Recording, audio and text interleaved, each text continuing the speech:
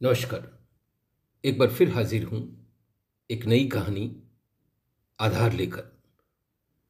ये कहानी मैंने 7 जून 2004 को लिखी थी। प्रस्तुत है, वाचन कर रहा हूँ कहानी आधार। चाय तैयार है। तारा की रसोई घर से आती आवाज को सुनकर सभी डाइनिंग टेबल पर हाजिर थे। तारा का अनुशासन कठोर था। वह सिर्फ एक ही बार आवाज देती। बार बार आवाज देना उसे जरा भी नहीं सुहा था।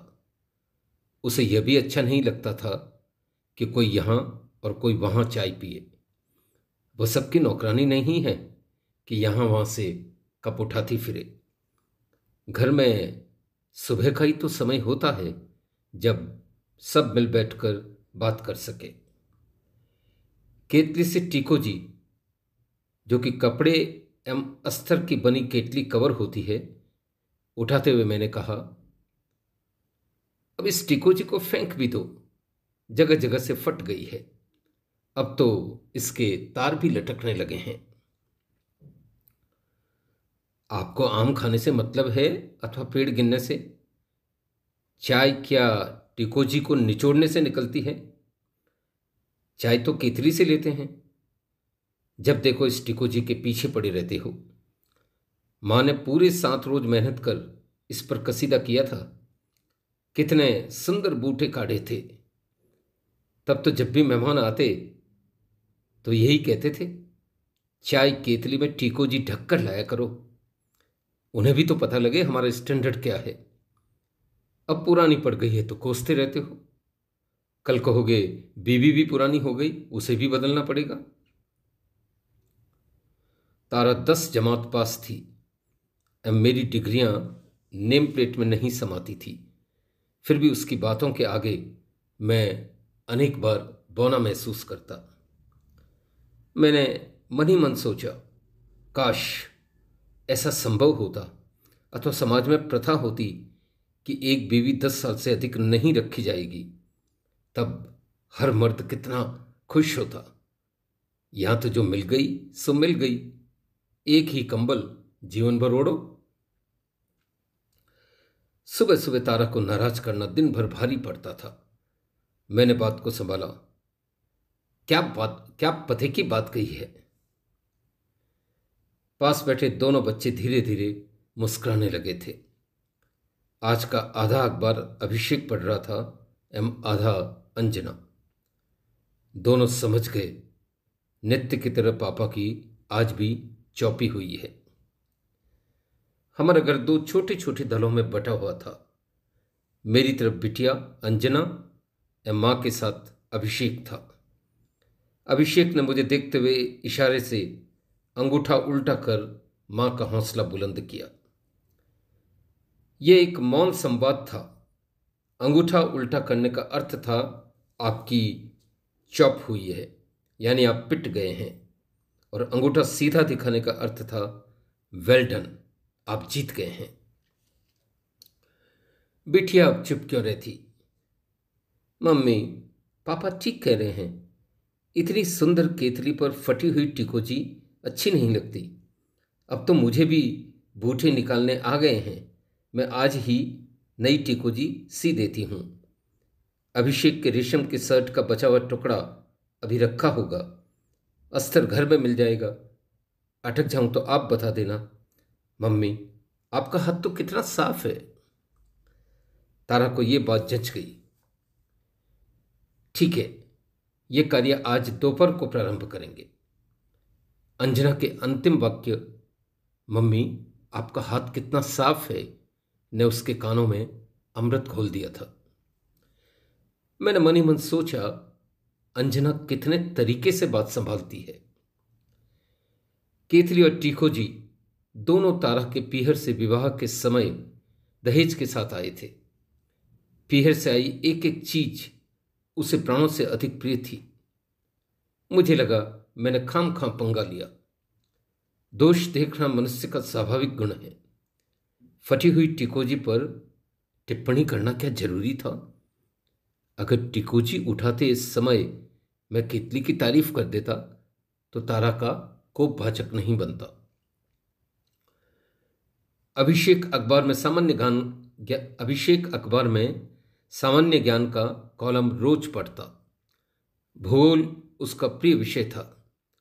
आज उसे फिर कलेवा मिल गया।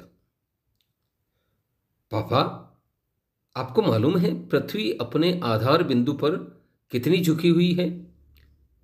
अभिषेक ने चाय पीते पीते बात का विषय बदला। तकरीबन 23.5 डिग्री, मैंने उत्तर दिया। क्या आपको मालूम है पृथ्वी 2 डिग्री और झुक जाए तो समुद्र का पानी हमारे घरों में घुस आएगा, हम पानी में डूब जाएंगे। यह बात मार्के की थी। जिस पृथ्वी के एक सूक्ष्मतम अंश पर बैठकर हम इतने महत्वपूर्ण निर्णय लेते हैं, इतनी महत्वाकांक्षाएं पालते हैं, इतना अभिमान करते हैं, वह कैसी अधर में लटकी है। जब हमारा आधार बिंदु ही अधर में लटका है तो फिर हम किस बात का अहंकार भरते हैं? हमारा अस्तित्व कितना बौना है, हमारे सुख दुख कितने अप्रासंगिक। सामान 100 वर्षों का और अगले पल की खबर तक नहीं। उस बृहद सत्ता के सामने इंसान कितना क्षुद्र है, उसका अहंकार कितना मिथ्या है।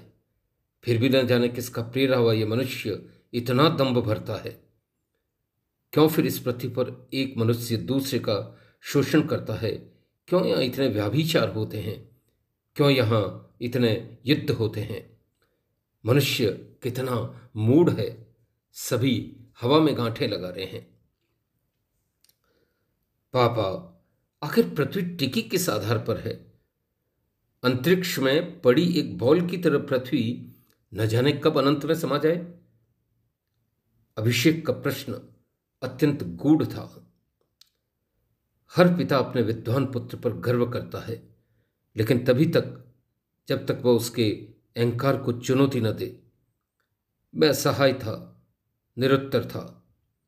उसके यक्ष प्रश्न ने मेरी सारी डिग्रियों को चक्रव्यूह में घेर लिया। मैं एमए, पीएचडी, डीलिट था। नेम प्लेट पर लिखी डिग्रियों को पढ़कर ही अनेक लोग मुझे नमस्कार कर देते, परंतु अभिषेक के इस छोटे से प्रश्न ने मेरे मन मस्तिष्क में ज्वार उठा दिए।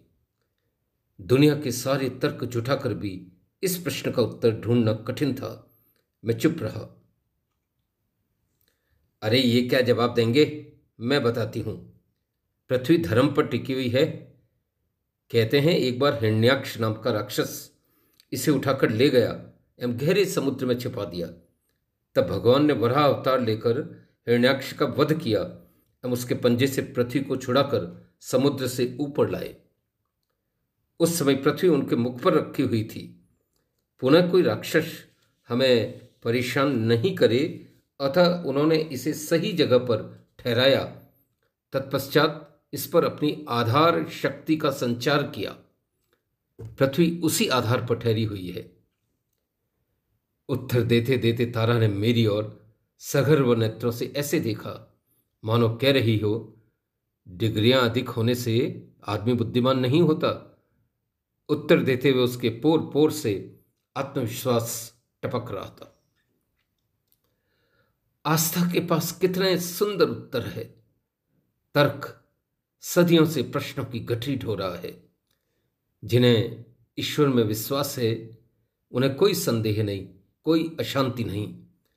जो हर बात तर्क की कसौटी पर कसते हैं उन्हें शांति कहां। तुम भी अजीब बात करती हो तारा।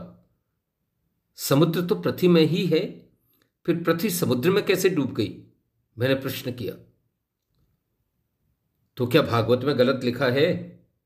एक एक बात शुकदेव जी के श्रीमुख से निकली है, गलत हो ही नहीं सकती। और यदि यह बात आपके गले नहीं उतरती तो आप सही उत्तर बता दो ना। मैं खिसियाने लगा। अभिषेक ने एक बार फिर अंगूठा उल्टा किया। अंजना के पास भी इस बात का उत्तर नहीं था, पर हां, बात समेटने का तोड़ अवश्य था। मम्मी, 8 बज गए हैं, 9 बजे मुझे कॉलेज पहुंचना है, आप जल्दी से नाश्ता बना दें, मैं तैयार होती हूं। सभा विसर्जित हुई, जान बची लाखों पाई। मुझे भी आज ऑफिस जल्दी जाना है, मेरा भी नाश्ता लगा देना। आज नाश्ते में हलवा पापड़ बना देना, तुम्हारे हलवे की खुशबू ही मन को तर कर देती है। मैंने कुर्सी से उठते हुए कहा, मेरे पास यही अंतिम विकल्प था। रहने दो, बात पिटती है तो झूठी तारीफों से मत समेटा करो।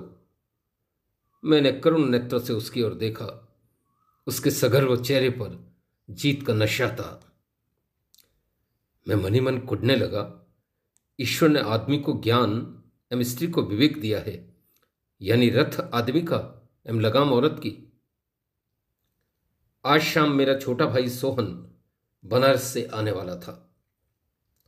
यह तथ्य मैंने अब तक गोपनीय रखा था। कल ऑफिस से निकलते समय उसका फोन आया था।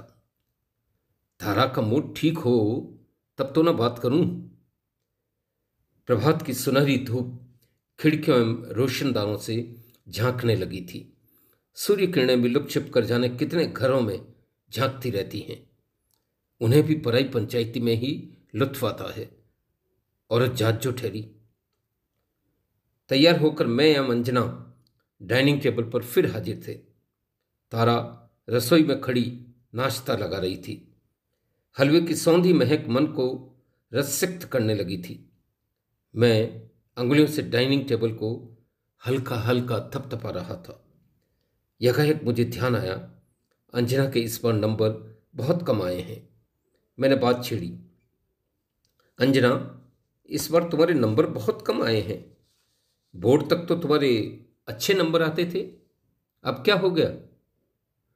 तुम हमेशा ऋतु से अच्छे नंबर लाती थी, इस बार वह तुमसे 10% अधिक नंबर लाई है। ऋतु हमारे पड़ोस में रहती थी। पापा, मेहनत में तो कोई कसर नहीं रखी, अंजना ने लंबी सांस भरते हुए कहा। अब तक तारा ने नाश्ता लगा दिया था। रसोई में खड़े उसने हमारी सारी बातें सुन ली। स्त्रियों के 8 कान होते हैं। बोर्ड तक तो ये बच्ची थी। मैं नित्य इसे पूजा करवाकर स्कूल भेजती थी। जब से कॉलेज जाने लगी है, आजाद पंछी हो गई है। तारा नाश्ता लगाते हुए बोली, तो मम्मी अब से मैं पूजा ही करूंगी, पढ़ाई नहीं। अरे पढ़ाई के साथ जरा सी पूजा भी कर लो तो तुम्हारा ही फायदा होगा। ऋतु नित्य शिव मंदिर जल चढ़ाने जाती है, यह उसी का परिणाम है। समुद्र मंथन के समय देवों एवं राक्षसों ने समान परिश्रम किया, लेकिन अमृत देवों को मिला, क्योंकि वे प्रभु के आश्रित एवं दानव उनसे विमुख थे। मात्र मेहनत करने से कुछ नहीं होता। अंजना में दोनों निरुत्तर थे। आस्था भरे अंतःकरण में ही विश्वास का आविर्भाव होता है। मैंने अंजना को अंगूठा उल्टा करके दिखाया। उसने माना आज उसकी चौपी हुई है। हलवा बहुत स्वादिष्ट बना था। बनता तो हलवा हर जगह आटा एवं घी से है, पर तारा के बनाने का तरीका कुछ अलग ही था। एक बात तो कहनी पड़ेगी तारा, तुम सब पाक कला में निपुण शायद ही कोई हो। हलवे का स्वाद चखते ही वाचाल जिह्वा ने धन्यवाद दिया। प्रशंसा के अमृत वचन तारा के कानों से होकर उसके हृदय में उतर गए। आपकी तो बस तारीफ करने की आदत है, वो लजाकर बोली। अब लोहा गर्म था। अरे एक बात तो मैं तुम्हें बताना ही भूल गया, आज शाम सोहन आने वाला है। मैंने मौका ताड़कर दबा रहस्य खोला। सोहन से उसकी कम पड़ती थी। वह दिन भर जहरदा खाता था, लंबा मुंह बनाकर जब तक पिचकारियां छोड़ता रहता। चाचा आने वाले हैं, अंजना चेक कर बोली। तू तो ऐसे चेक रही है जैसे वर्षों से आ रहे हैं। आजकल तो सोहन जी हर चौथे दिन ऑफिस के काम से यहीं रहते हैं। पिछली बार सफेद चद्दर पर तंबाकू के छींटे लगाकर चले गए। अंजना, आज कॉलेज से आकर चद्दरें बदल देना, गहरे रंग की बिछाना। अच्छा मम्मी। सभा फिर विसर्जित हुई। मैं हाथ में अटैची लिए बाहर खड़ा था। अंजना गैरेज से गाड़ी निकाल रही थी। मुझे उसे छोड़ते हुए ऑफिस जाना था। ऑफिस पहुंचते ही बॉस ने कहा, त्यागी जी, आज रात स्टेशनरी की फाइल लेकर आपको जयपुर जाना होगा। कल सुबह हेड ऑफिस में इंडेंट देना जरूरी है। खुद साहब का फोन आया था। आप देर रात वाली बस से निकल जाना। आप तो जानते हैं, इंडेंट नहीं देने का अर्थ है पूरे वर्ष स्टेशनरी को तरसो। शाम तक सोहन आ चुका था। वही मुझे बस स्टैंड तक छोड़ने आया था। घर से निकलने के पहले तारा ने 1 चम्मच दही एवं गुड़ का छोटा टुकड़ा खाने को दिया। मैं जब भी घर से बाहर जाता, तारा ये रस्म अदा करती। अपनी अपनी आस्था है। बस रात 11 बजे रवाना हुई। मैं ड्राइवर के पीछे दूसरी पंक्ति में दाईं और 6 नंबर वाली सीट पर खिड़की के पास बैठा था। बस आधी से ज्यादा खाली थी। आगे की 2 पंक्तियों पर तो मैं अकेला था। अभी बस रवाना हुए 5 मिनट भी नहीं बीते होंगे कि ड्राइवर के कैबिन से 4-5 आदमी बाहर निकले। उनमें से 2 के हाथ में देसी ठर्रे की बोतलें थी। सभी अच्छे पिए हुए थे।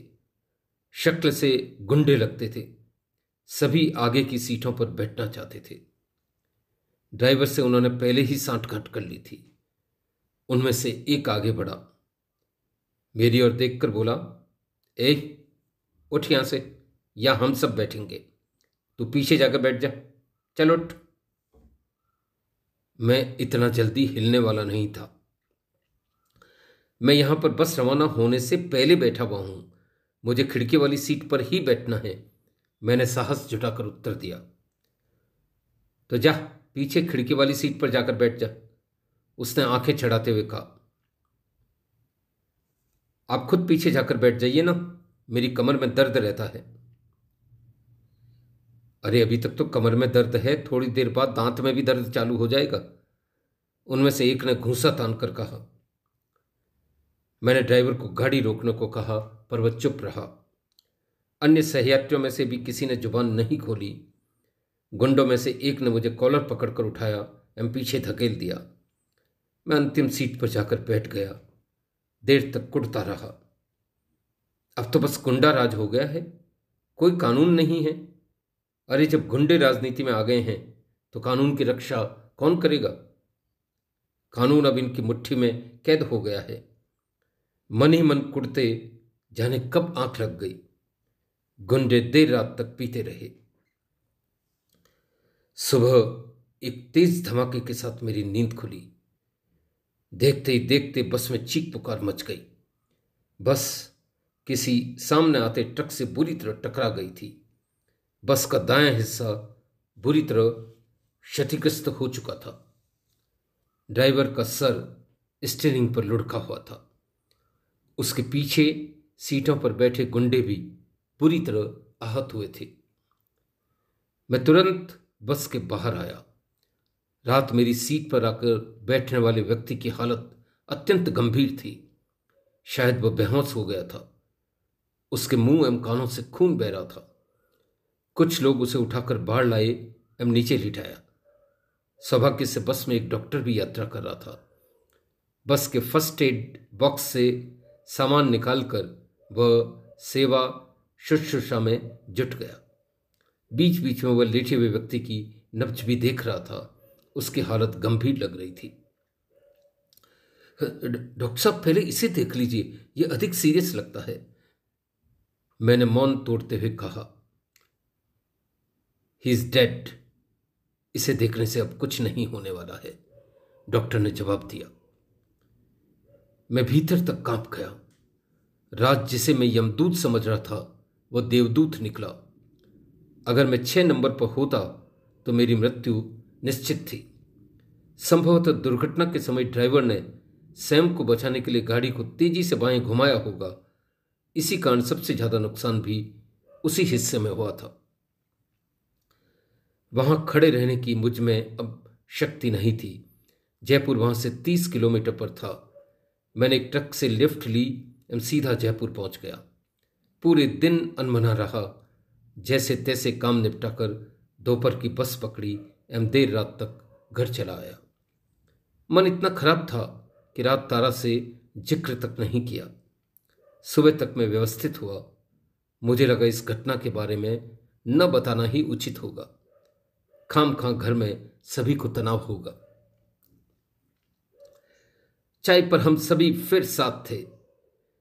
केतली पर आज नई टीकोजी लगी थी। मेरे हृदय में भी आज नए अंतर्ज्ञान का उदय हुआ था। तारा, कल तुम ठीक कह रही थी कि वराह भगवान पृथ्वी को समुद्र तल से लेकर ऊपर आए थे। मैंने दार्शनिक अंदाज में मौन तोड़ा। आपको हर बात थोड़ी देर से समझ में आती है, वह धुनक कर बोली।